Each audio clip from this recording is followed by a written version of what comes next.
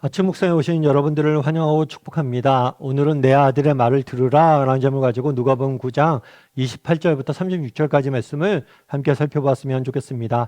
28절부터 31절까지 말씀을 같이 한번 읽어볼까요? 이 말씀을 하신 후 8일쯤 되어 예수께서 베드로와 요한과 야고보를 데리고 기도하시러 산에 올라가사 기도하실 때 용모가 변화되고 그 옷이 휘어져 광채가 나더라. 문득 두 사람이 예수와 함께 말하니 이는 모세와 엘리야라. 영광 중에 나타나서 장차 예수께서 예루살렘에서 별세하실 것을 말할세. 예, 이 말씀을 하신 후에라고 이야기를 하죠. 어제 우리가 함께 예수님께서 제자들과 또 무리에게 어떤 가르침을 가르쳤는지 살펴보았어요. 특별히 제자들에게, 무리에게 제자도에 대해서 가르쳤죠. 누구든지 나를 따르려면 자기를 부인하고 자기 십자가를 져라 라고 말씀을 가르쳤습니다. 그런 다음에 8일쯤 지났을 때 예수님이 제자들 중에서 베드로와 요한과 야고보 3명의 제자를 데리고 기도하러 산에 올라가셨다라고 말해요. 어제 신앙은 무엇일까라고 했을 때 신앙이란 예수님을 따라가는 것이라고 이야기했죠. 예수님은 제자들에게 그런 기회를 많이 주셨어요. 자신의 기도하는 모습들을 보여주셨고 기도하길 원하셨어요. 그래서 보고 배우길 원하셨던 거죠. 그런데 산에 올라갔을 때 기도하실 때 놀라운 일이 일어납니다. 어떤 일이 일어났을까요? 용모가 변화되고 그 옷이 휘어져 광채가 났다라고 이야기를 합니다. 옷이 정말 휘어져 빛이 난 거예요. 이 옷이 휘어지고 빛이 난다. 이것은 완벽하게 변화되었다는 거예요. 뿐만 아니라 옷만 변화된 게 아니에요. 용모, 모습. 그래갖고 예수님이 완벽하게 모습과 외형과 또 그 모습이 변화가 된 거예요. 그럼 어떤 모습으로 변화가 됐을까요? 이때 변화된 모습에 대해서 신학자들은 그렇게 이야기를 해요. 뭐라고 이야기하냐면 예수님께서 마지막 때 정말 언젠가 우리 주님이 다시 오실 것입니다. 우리 주님이 이 땅에서의 예수님께서 이 땅의 사역을 마치시고 하늘로 승천하셨죠. 승천하시며 제자들에게 너희는 가서 모든 족속을 제자를 삼으라 라는 명령을 주셨어요. 그리고 하늘에 승천하셨어요. 그리고 마지막으로 약속을 주셨어요. 뭐냐면 너희가 본 그대로 다시 오실 것이다. 그래서 예수님이 언젠가 우리에게 다시 오실 거예요. 그걸 재림이라고 그래요. 마지막 때가 되면, 마지막 날이 되면 예수님이 다시 오시고, 예수님이 다시 오셨을 때 왜 마지막 때라고 하냐? 새 하늘과 새 땅이 열릴 것이다 라고 이야기를 해요. 그렇게 예수님 마지막 때 다시 오실, 재림하실 그 예수님의 모습을 미리 보여준 거예요. 특별히 이 재림하고 하신 모습으로 예수님이 변모되었을 때 어떤 일이 있었냐면 모세와 엘리야가 영광 중에 나타나라고 이야기해요. 모세는 구약 성경에서 율법의 대명사, 율법을 상징하는 사람으로 알려져 있습니다.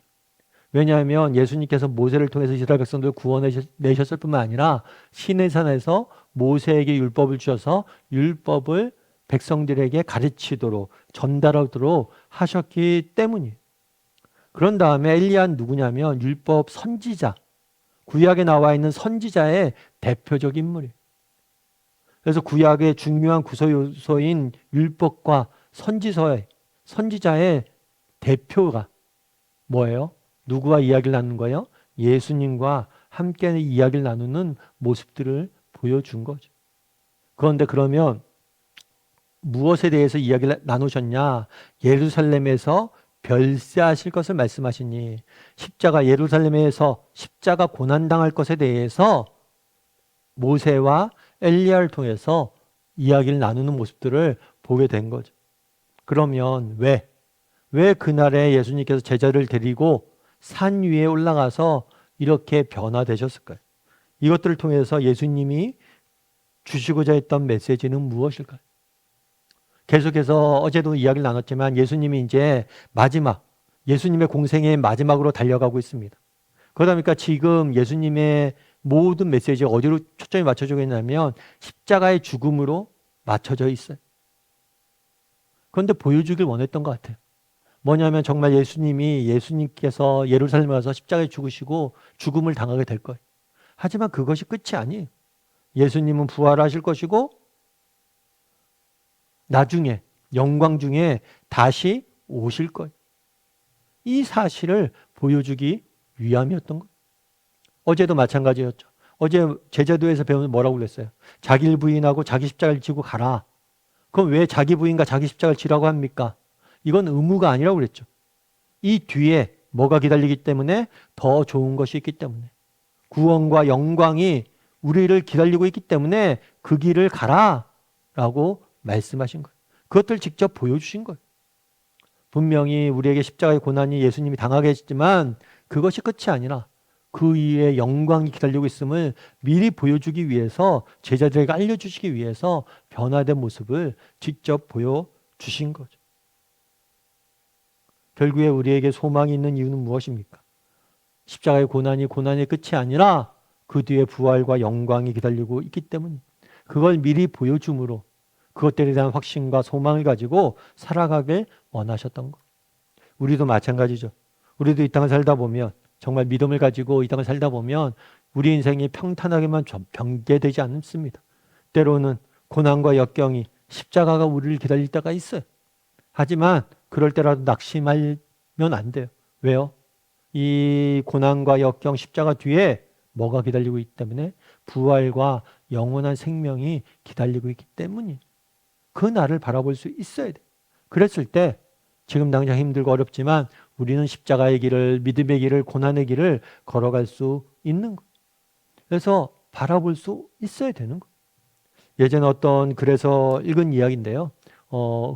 미국에는 흑인이 노예로 있었던 시기가 있죠. 그래서 흑인들이 노예로서 태어나고 노예로서 핍박받고 유해로서 살아갈 때가 있었어요. 그런데 여러 기독교인들을 비롯해서 많은 사람들의 노력으로 노예 해방이 이루어졌죠. 그런데 노예 해방이 이루어진 다음에 흑인 사회에서 가장 어려웠던 것들이 있대요. 그럼 뭐가 어려웠을까요? 그 어려운 것 중에 하나는 뭐냐면 저축을 가리키는 거예요. 흑인들이 저축을 안 하는 거예요. 그래갖고 왜 저축을 안 할까? 먹을 게 없어서, 돈이 없어서. 물론 그것도 맞겠죠. 그런데 단순히 돈이 없어서 저축을 안 하는 게 아니에요. 흑인들이 저축을 안 하는 건 뭐냐면, 이유는 뭐냐면 내일에 대한 소망이 없는 거예요. 내일에 대한 소망이 없으니까 뭐예요? 저축을 안 하는 거예요. 그래서 흑인들에게 저축하는 법을 가르치는 게 제일 힘들었다고 이야기를 해요. 왜요? 단순히 저축은 돈을 모으는 게 아니라 내일에 대한 희망을 가리키는 것이기 때문에 그 전까지는 희망 없이 살다가 이제 희망 있는 삶을 사는 것을 가리키는 게 어렵다는 거예요. 기독교인도 마찬가지예요. 정말 믿음이란 뭘까? 기독교인의 삶이란 뭘까? 그리스도의 삶이란 뭘까? 그것은 소망이에요. 우리의 삶을 인도하는 가장 큰 원천은 뭐냐면 소망입니다. 십자가 뒤에 기다리고 있는 부활의 영광을 바라볼 줄 알 때 우리는 고난 중에도 낙심하지 않고 걸어갈 수 있는 거예요. 그래서 예수님께서 그날에 미리 보여주신 거예요. 언젠가 완벽하게 이렇게 부활의 영광을 너희가 맛보게 될 텐데 그날을 바라봄으로 이 땅에서 최선의 삶을 살라는 것. 우리도 마찬가지입니다. 여러분 고난, 역경, 괴로움들이 있습니다. 하지만 이것이 끝이 아닙니다. 정말 이 모든 것의 끝에서 우리는 부활의 영광을 맛보게 될 것이다. 그래서 그런 이야기를 하죠. 청교도 신학자 같은 경우에는 우리가 천국에 가서 제일 처음 듣는 이야기는 아하가 될 것이다. 아, 이런 계획이 있었구나. 아하, 이런 뜻이 있었구나. 아하, 이렇게 하나님께서 일하셨구나.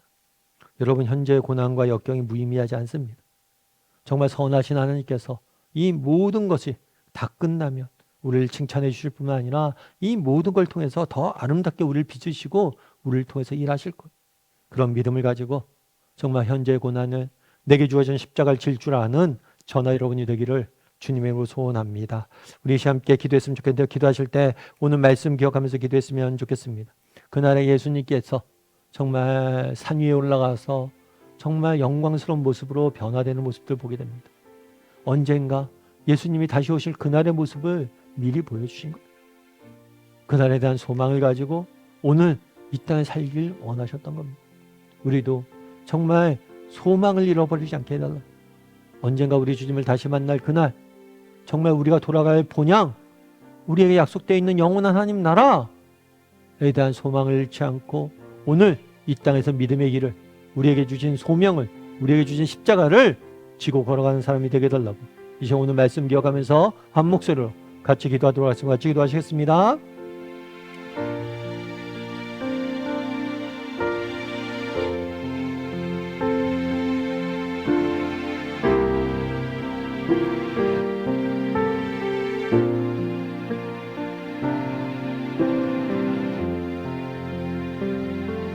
사랑의 하나님, 이 땅의 삶이 전부가 아님을 믿습니다.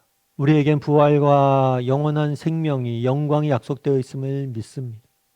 그날을 바라보게 도와주시옵소서.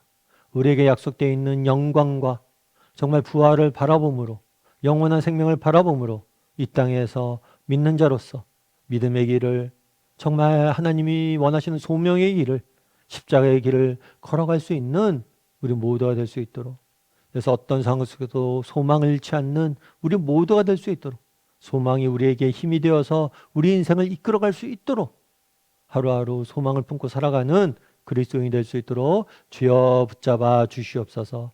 아버지 하나님 오늘도 세상 속에 살아가야 됩니다. 하나님께서 우리에게 빛 되어 주시고 우리에게 길 되어 주셔서 우리 인생을 아름답게 인도하시고 빚으시고 정말 우리 인생을 통해서 사용하여 주시옵소서. 하나님께서 오늘도 우리 함께 할 줄 믿사오며 모든 말씀 예수님의 이름으로 기도드립니다. 아멘.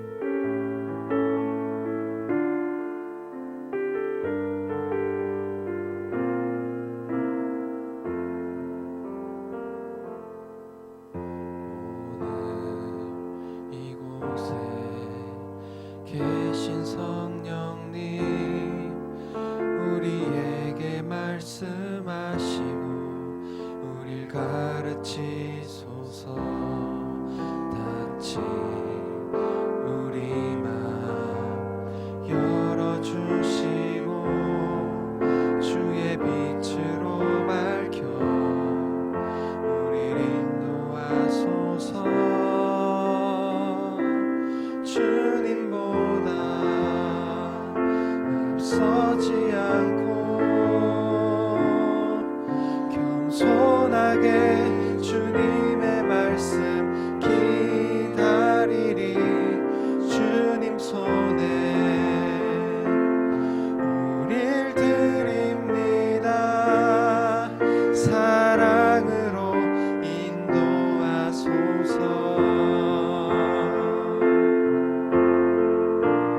창조하신 모습 떠난 우리를 예수님 닮게 빚으소서.